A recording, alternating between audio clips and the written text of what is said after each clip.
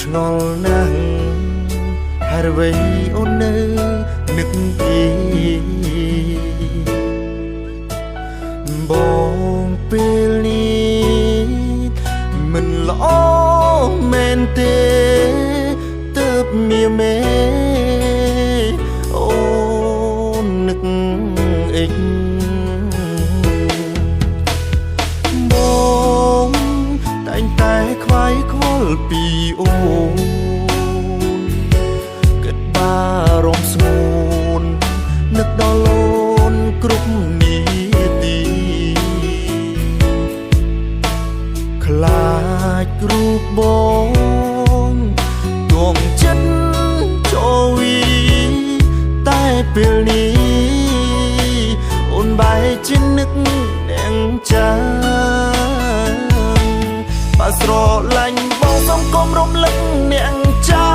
វាឈឺចាប់ណាស់ពេលអូនរំលឹកបែបនេះព្រោះពេលនេះបងស្រឡាញ់អូននឹងប្រលឹងឯអ្វីអូននៅតែរំលឹកពីគេនោះស្រឡាញ់គ្នាកុំគិតពីរឿងអាឌិតសំខាន់ពេលនេះព្រះសិនអូនគឺជាបងកុំទៅរំលឹកពីអាឌិតនួនល្អងព្រួងអិចអូនគឺជាមនុស្សបោកប្រាំងធ្វើបាបហូ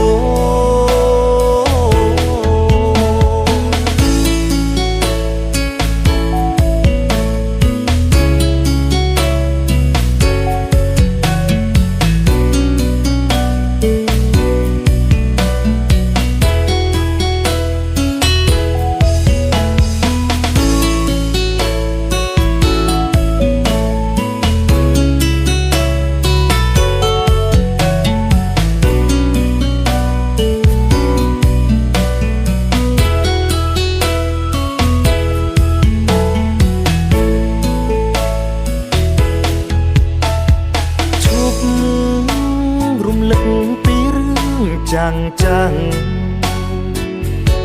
វាឈឺចាប់ណាំង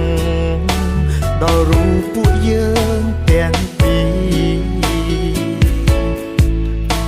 សំខាន់ពេលនេះរូបបងហើយនឹងជួយស្រឡាញ់គ្នាជុំកិន Don't miss your ផាំងបើស្រឡាញ់បងសុំកុំរំលឹកអ្នកចាពីឈឺចាប់ណាស់ដល់រូបពួកយើងទាំងពីរព្រោះពេលនេះបងស្រឡាញ់អូននឹងប្រលឹងឯអ្វីអូននៅតែ